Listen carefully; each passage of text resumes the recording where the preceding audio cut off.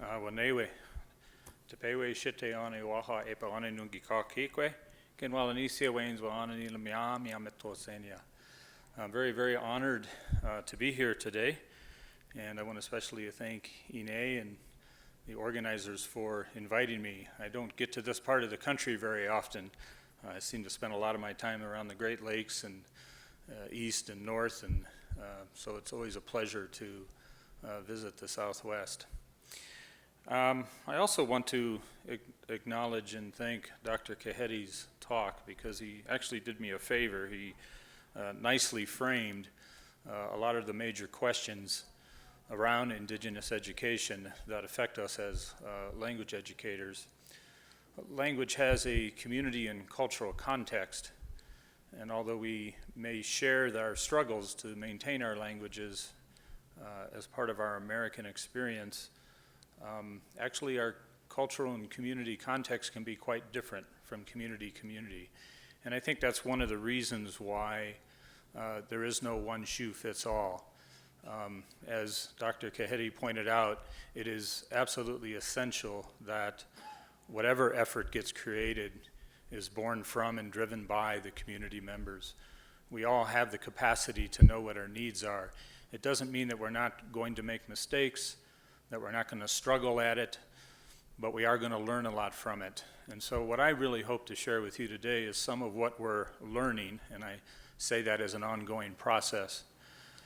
I've been involved with language revitalization for well over 20 years now, and I can say that my original ideas and beliefs have been challenged. We're dealing with people. We're dealing with histories that in many cases were unfortunate, and we're also dealing with realities that we don't control.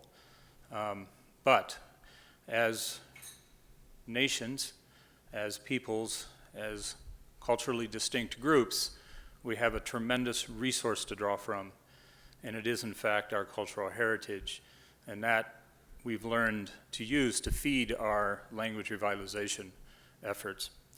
In our own language, we refer to our language as Myaamia Language. It's a verb. It's not a noun. It's not a thing. It's something that evolves and changes just as we do. And we see that in our historical record, and we acknowledge that in our current efforts, that we are a changing people, and that's okay, because that is one constant in life. So with that said, I was really asked to talk about the use of technology over time in our effort. I'm going to talk a little bit about the things that I think are working pretty well for us. I'm also going to point out things that don't work very well for us, and in some cases some failures.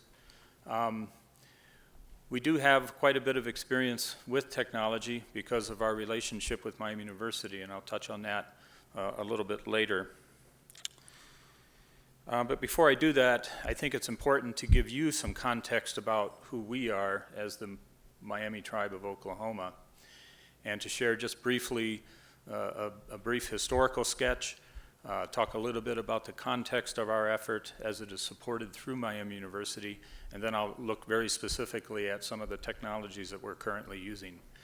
And I'm going to be around for the next couple days, so I'm more than happy to engage with any of you with questions.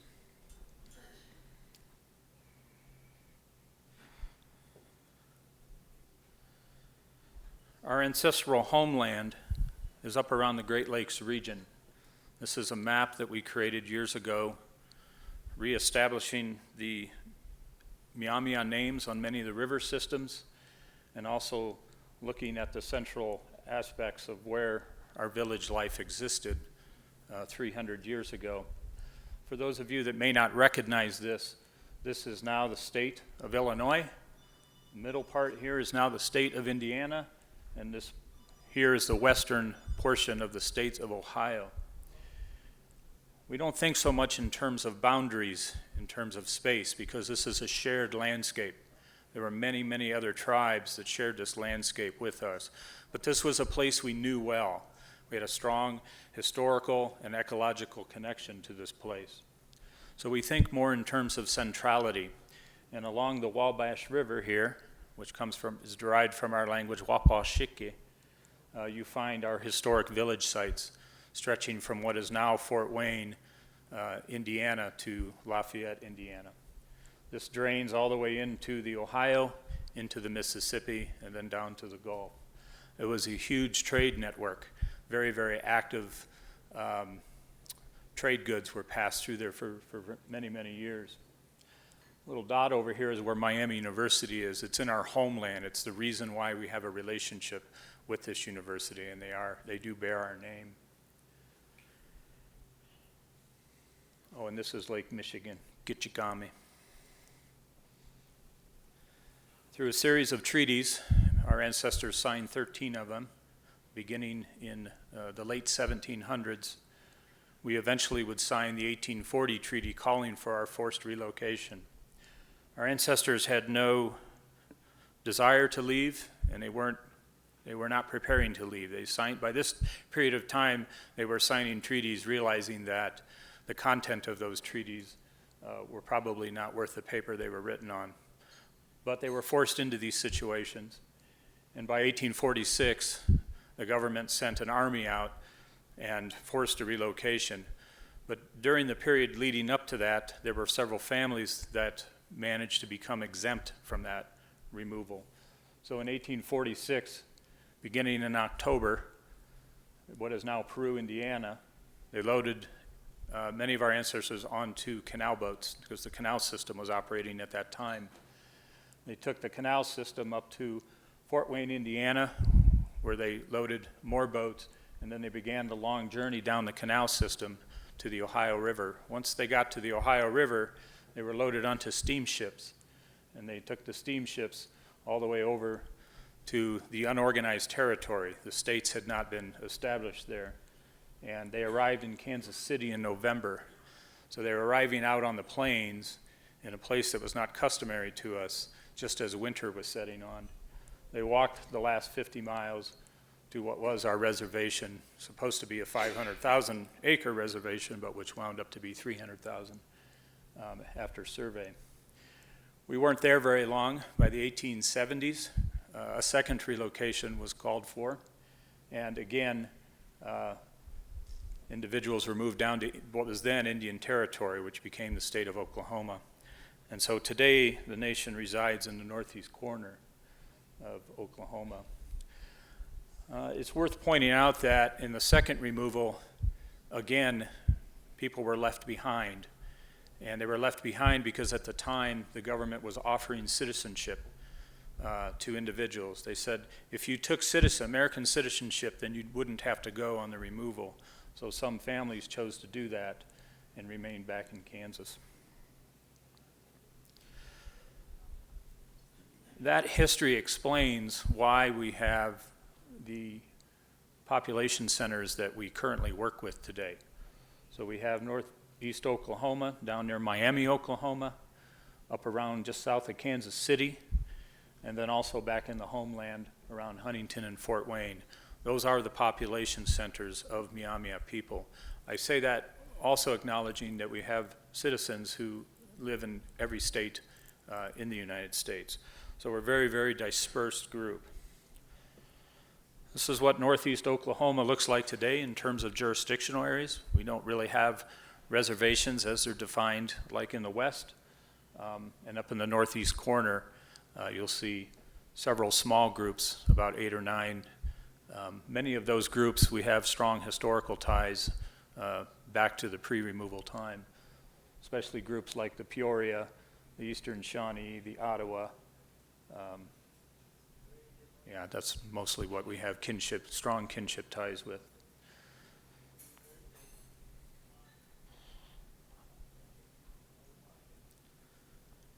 Miami University is a university that bears our name. They were established very early on in 1809. It's a very old institution. Sometime during the 1970s, tribal leaders started to make visits to Miami University. They had always heard of this university that was named after the tribe, and they wanted to see what that university was all about. Over the years, a relationship began to develop, And in 1991, Miami University began offering scholarships, which account to basically a fee waiver for any citizen of the Miami Nation who wanted to come to Miami University for an education. It is a state-funded school, and in 1991, we had 3 students arrive there.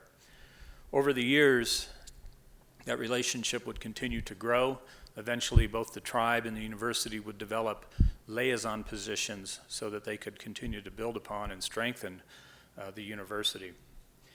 Over time, the student population would continue to increase, and the relationship between the leadership of the tribe and the university became very, very strong.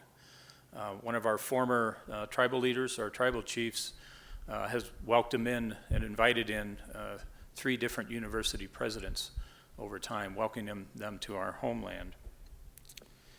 But one of the more significant things that grew out of that is that in 2001, after years of struggling on the community level to get things going regarding our language revitalization effort, we turned to our friends at Miami University and said, would you help us? And they said, well, what do you want to do? And we said, well, we're not really sure, but we anticipate that there's a lot of resources in a university setting that might be able to help us, and we'd like to know if we could move the relationship to this level.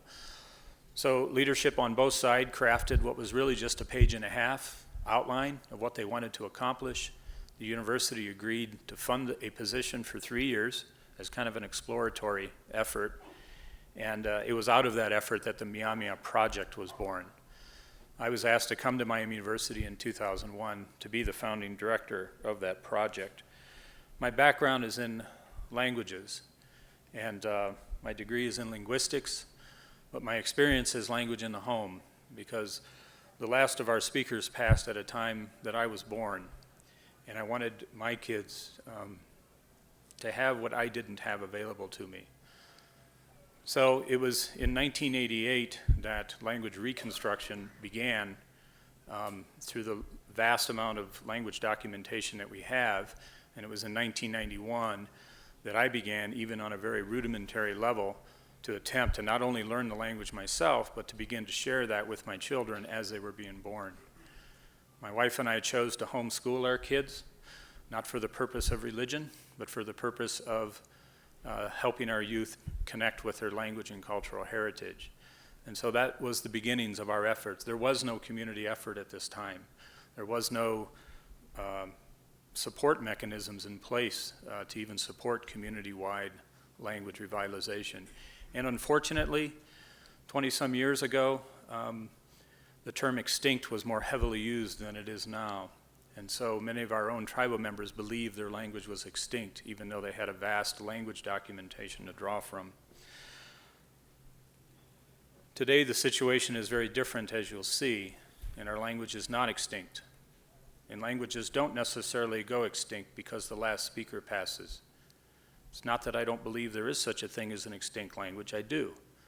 A language that isn't spoken, no one remembers it, there is absolutely no documentation of it. That's an extinct language. But as Dr. Kahedi pointed out early in his presentation, there are going to be many, many, many tribes in this country that are going to probably lose their speakers before revitalization really takes hold. And that's about change.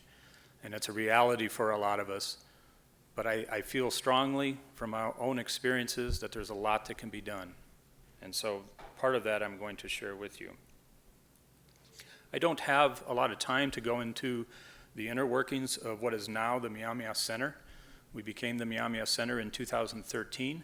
We are tribally directed. We are not directed by the university. We are also heavily tribally funded. We have 5 employees, full-time employees through the Myaamia Center, and we have areas that we focus on: education, language research, ecological perspectives, and then technology development. Those are the main forces that drive the Myaamia Center. The relationship between leadership is still very strong. This is our current Chief Langford and President Hodge. And today we have 25 tribal students on campus. Many of the tribal students that are starting to show up on campus were children in our early programs in the mid-1990s. And so I have the very unique opportunity of being able to engage with youth starting at age 10 and through their college experience if they choose to come to Miami University. Our tribe students are required, as a condition of their scholarship, to take 2 semesters of Miami Language and Culture, 2 semesters of Ecological Perspectives and History, and 2 semesters of Modern Issues. It's unfortunate that many of our young people have to relearn how the nation even functions as a nation, as a sovereign entity, and the importance of language and culture. And for us, as educators, to begin the process of re-engaging and being present in the educational experience of our youth. I remember the challenges that I faced when this effort started with, how do you teach Myaamia concepts of time, Myaamia concepts of relationship? What is an ecological perspective in the context of Myaamia language and culture? All very, very challenging things to teach in a non-traditional environment. But it is our reality, because these young people are our future, and if we don't invest in them, we will not have much of a future. And so I think the tribe today fully understands that and is fully invested in that.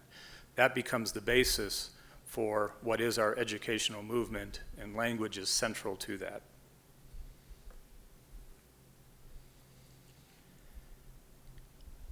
Our real mission is really to advance the research and curricular development and also teacher training needs for the Miami tribe as it continues to develop a variety of community-based programs. I will say that because of our dispersion, a school is not necessarily an option at this point, although it could be in the future, especially in those core population areas. But right now we're heavily focused on language in the home. And that partly is derived from my own experience. I've yet to see something more effective and efficient as the transmission of language and culture in the home between parent and child.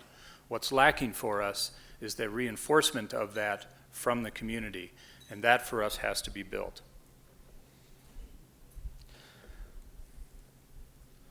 Today there are 4 basic entities that now exist, and I've included the dates of their inception underneath there so you can see how recent some of these are, even though our effort began many years ago. We have the Myaamia Education Office, which is really just designed to promote and organize and create community-based programs. The Cultural Resource Office, which is really kind of a catch-all for anything that doesn't fall directly into the language category. The Myaamia Foundation, which is used to encourage individual tribal members to engage with their language and culture through arts and other creative avenues that they might choose. And then, of course, the Myaamia Center serves as the research center and the support mechanism for many of these. So that's the larger context of what language and cultural revitalization is for us. As I mentioned earlier, the last speakers passed in the 1960s, but we have nearly 270 years of language documentation. We've been in that documentation since 1988, and we've used only a small portion of it. And I'll talk a little bit more later about why those challenges are there. When I think of technology, it kind of falls into 4 different categories for me. The first is really self-directed learning. And again, because of our dispersion, self-directed learning is really crucial for us. I would define self-directed learning as really the tools that we create that any learner of the language can engage with.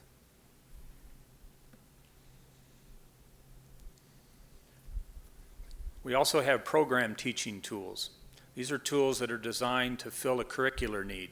So as we engage in either our summer daycare, our A1 Zapata program, which is a program in the summer for ages 10 to 16, or with the college students at Miami, whatever the curricular needs are, we develop technologies to address those needs.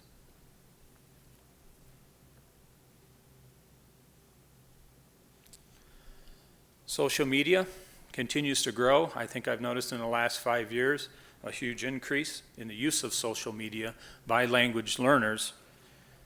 And that's good to see, because that's really our test, is what people are doing when we're not instructing them or when we're not encouraging or engaging them in some way. Are they using the language? And so oftentimes social media is a way for us to gauge that. And then also research tools.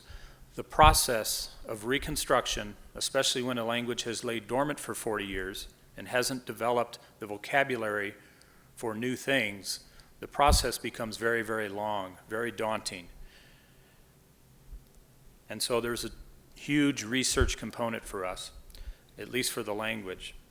I would say additionally that this research component carries over to some of the very things that Dr. Kaheti talked about, developing the pedagogy, how we're going to teach about our language and culture, and the task of training teachers. There's nowhere to send young, skilled Myaamia educators to learn how to teach Myaamia language, culture, and the other things that we want them to be able to do, and to be able to have a degree of fluency in the language in order to do that teaching.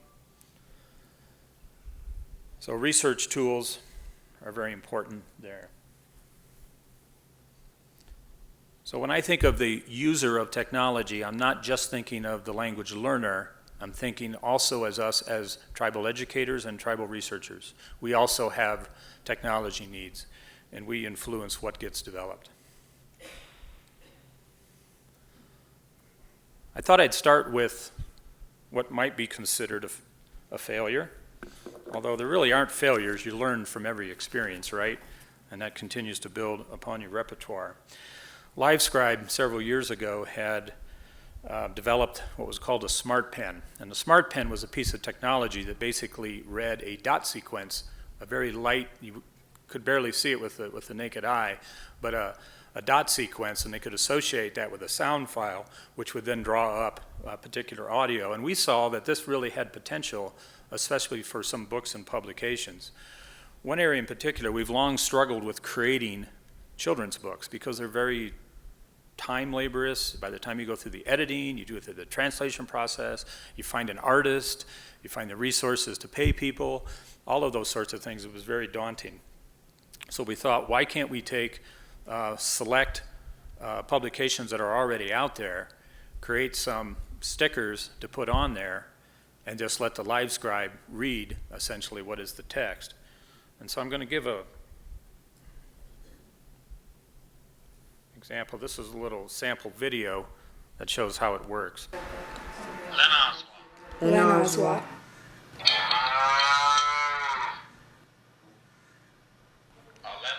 Alemwa.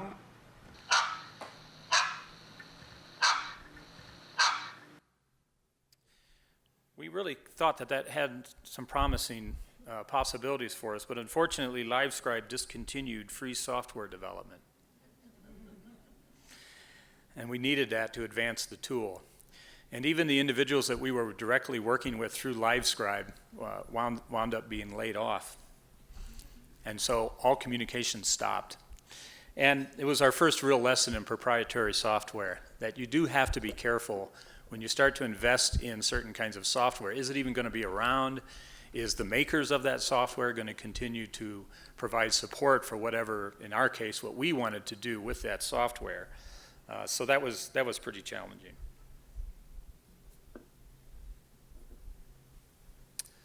We've had online dictionaries over the years, but this is our newest one. And this one came about because our user base is growing, especially the age of college age, so 18 to 24.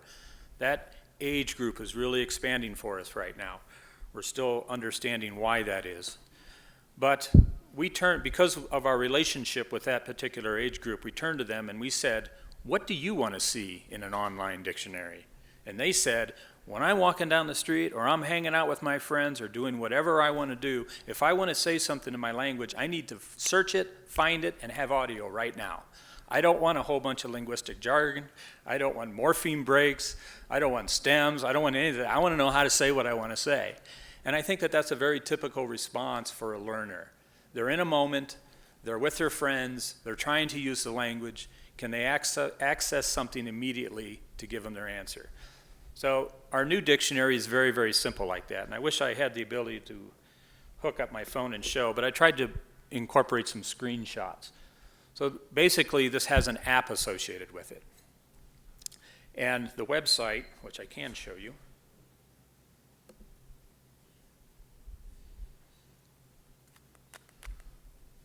That's not going to work. Oh, yes, it is. This is basically the website. So you simply go up and search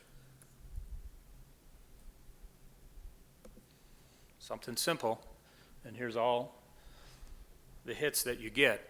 Now we're starting to build into this particular software based on users.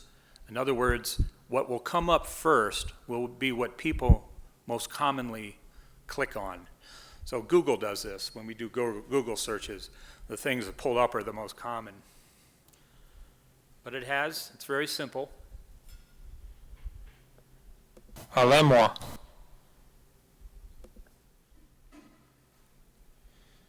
And what I like about it is from my end as a teacher of the language. I can get an email from a student that says, hey, can you add this word? Can you add this sentence? I can put the sentence on there, record, and have it live on the app on the phone in less than 3 minutes. So the efficiency of being able to respond to, if it's not there, to the needs is really, really useful to us. So as an online dictionary, this is very simple. It's still under development for us, but at least this past summer we did a testing on it, and people really, really like it. The learner really, really likes it. And if the learners are liking it, they're going to tend to use it. So we're kind of excited about that.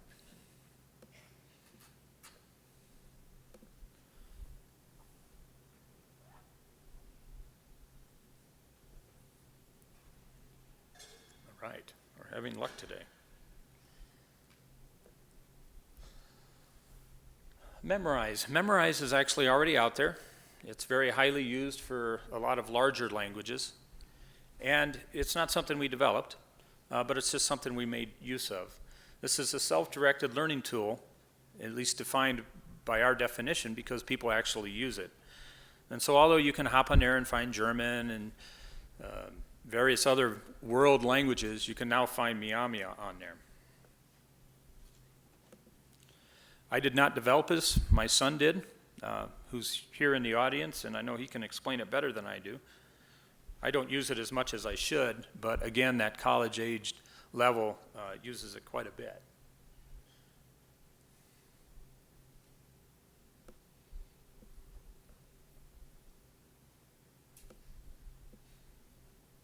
It's very simple. There's a whole series of different things, topics that you can pick on if you're just wanting to learn some basic phrases.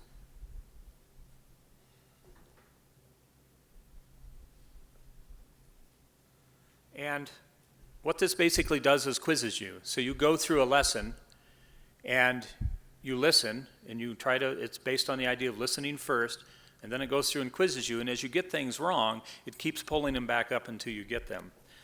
And so we find that it's very, very useful in learning set vocabulary. Learning vocabulary items isn't really the way to learn a language. We all know that. But for a lot of individuals, it's a place for them to get started.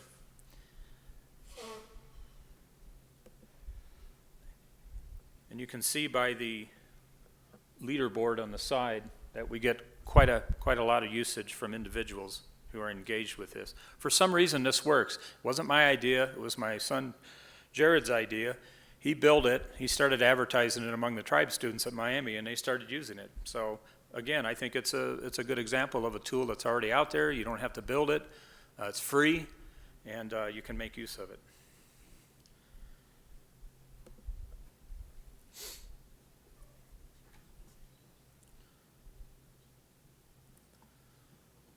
The next app is something that we did build. Again, we have this focus on language in the home. And for the longest time, we engaged with families that were really trying to bring language into the home. And of course, one of the problems that they had is we need to hear it. We need to hear the language. It's not about written form, it's about hearing it. Speech is first, literacy is really second in the process of language learning. So we tried to come up with a tool that would allow us to bring audio into the home when we, as instructors, couldn't be there.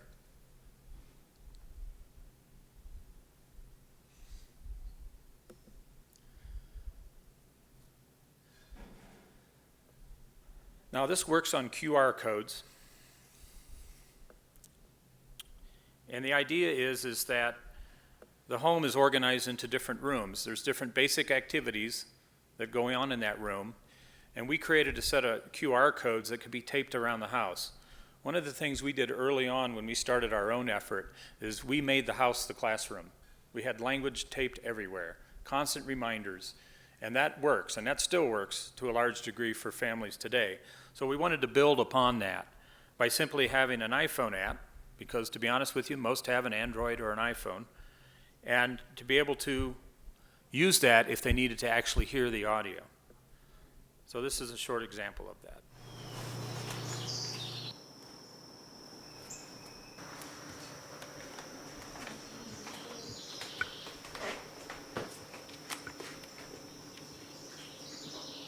Wapandano Kani.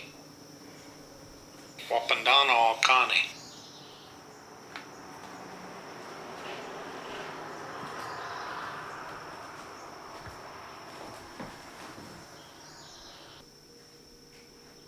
Kinde Linda Kani. Kinde Linda Kani.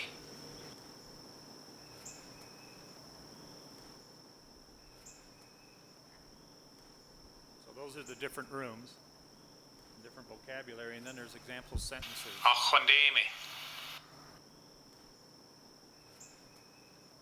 Achwandemi Kipahando. Pachkasenji Achwandemi.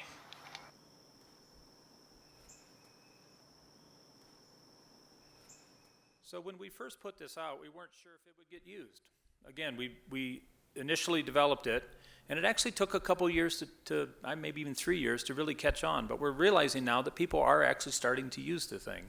So we're going to go back in and further develop that. In other words, put more example sentences, maybe more tailored sentence. We might explore some other ways to advance that, much like we did the dictionary, where we can create changes and they automatically appear on the app. The nice thing about this is that anybody can go online, download the QR codes, stick them on the wall, download the app from the Apple Store. It's free, and you're good to go. It doesn't cost you anything. It was very, very critical that whatever we built didn't cost the tribal member anything to engage with. So anyhow, I'm kind of looking forward to maybe advancing this particular piece of tool. This is something we created, so we have more control over it in terms of its further development.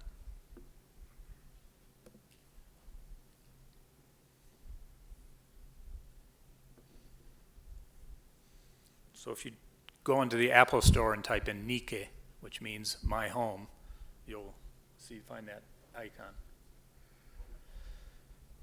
These is what I would call program teaching tools, and these are things we actually developed quite some time ago. I don't have time to go into these very much, but basically one teaches body parts and one teaches numbers.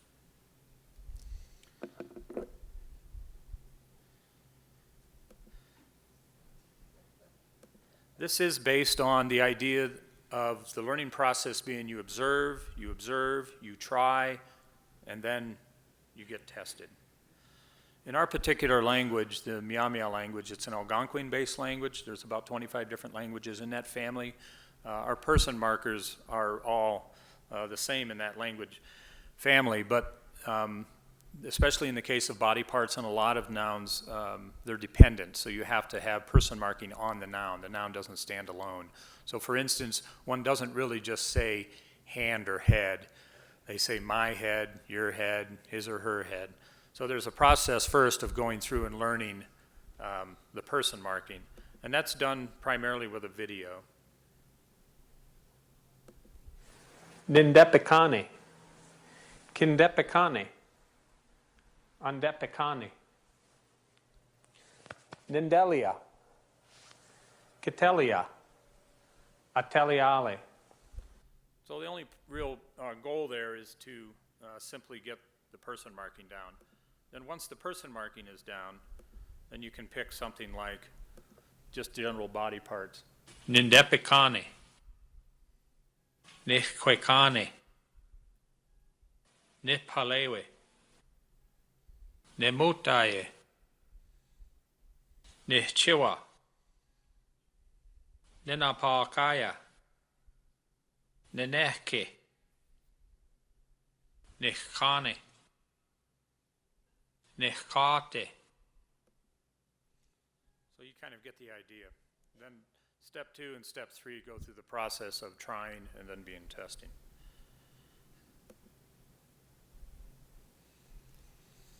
And the numbers section works the same way.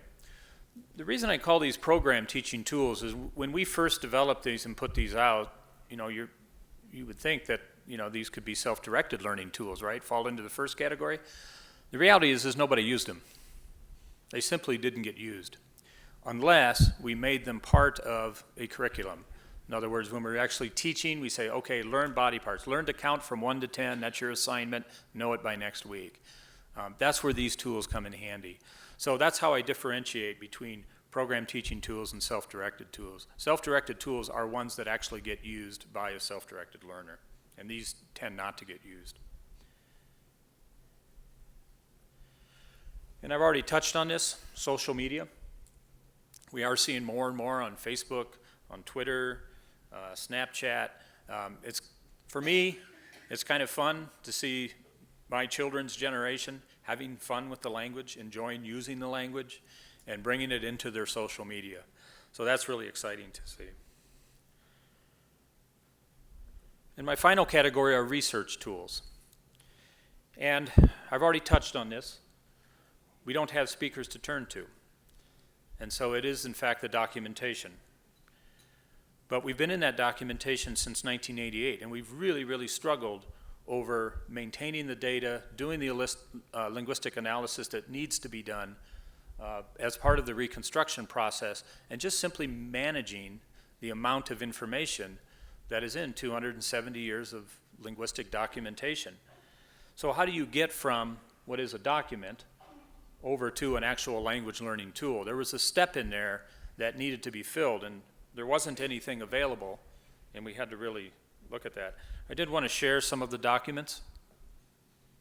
Yeah, it is one of the worst pages.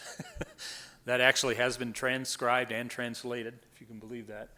Some of the early Jesuit era materials begin back in the 1600s up through the early 1700s.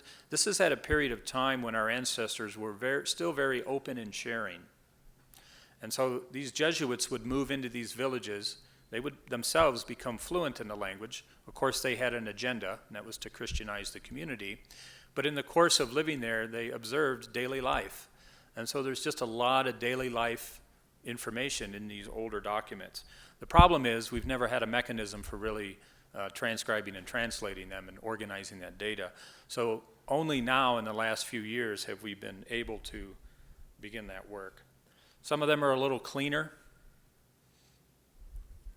And then we have materials from the late 19th century all the way up until the mid-1900s or 20th century.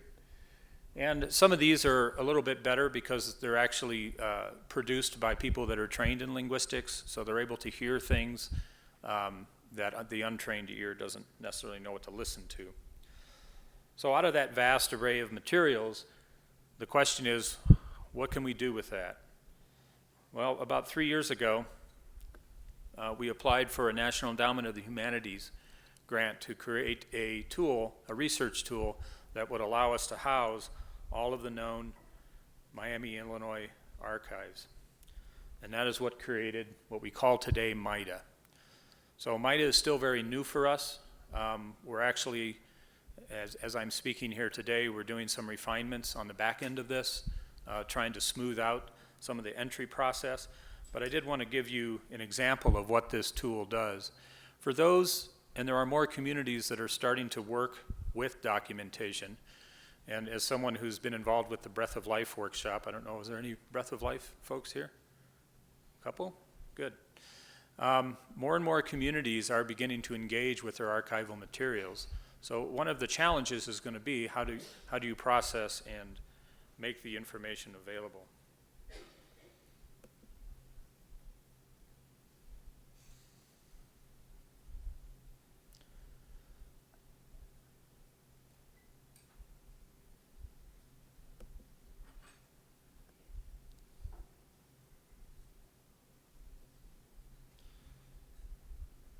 So if you type in ilatawalkane, which is our word for dictionary.org, you will find this on the internet today. A lot of the fields are empty because we've only just transcribed and translated the French.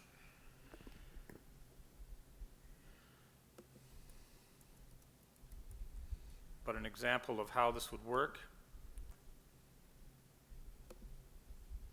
is you could search for a particular theme, and you can search in any category. You can search by the French, you can search by the Miami, Illinois, you can search by the English. And in this case, I searched beard, and I've got one of 4 hits. I searched my beard out of 25,000 entries. Now, the 25,000 entries is one manuscript. So we've got 3 more to put in there, not including the 19th and 20th century linguistic materials. So if I want to look at one of those particular entries, remember I'm researching, right? This is not a language learning tool. But if I'm a educator and I'm looking to do a lesson on Pakataha Mingi, Myaamia lacrosse, and I want to look up some lacrosse terms in this, so an educator could look up materials in this. If I'm doing linguistic work, I can look up whatever I want to look up for continuing linguistic analysis. Each one of these fields unloads into more information, all the way down to the morphology. It is possible in here, and will be more so in the future, to be able to search morphemes. Morphemes are the meaningful parts of a particular word. You can search by stem.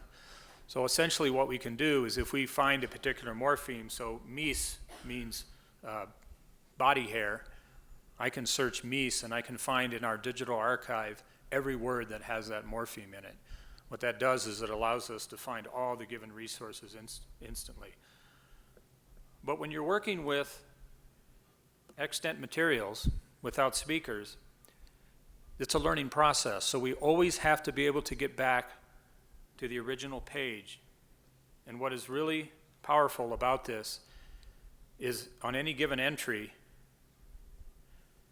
I can go back to the original page of the document where that entry is at.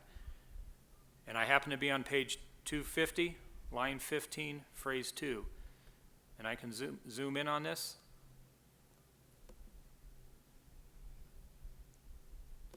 Or maybe I should use this. And I can go right to the actual line.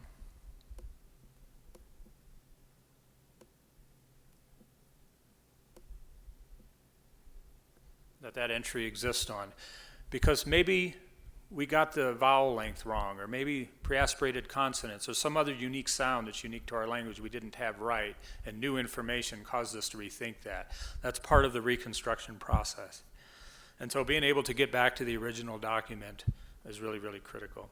I don't know of any other software out there that does this sort of thing, but this is what we needed. This is what we've needed for a long time. So we're very excited about this new research tool, and we're intending to upload all of our language documents into this. The archives that we've worked with, because the originals don't sit in our own tribal archives, have been very, very good to work with us. In most cases, we have to pay for the digitization, but they're always free to let us use it, to let us upload it, and that's worked very well for us.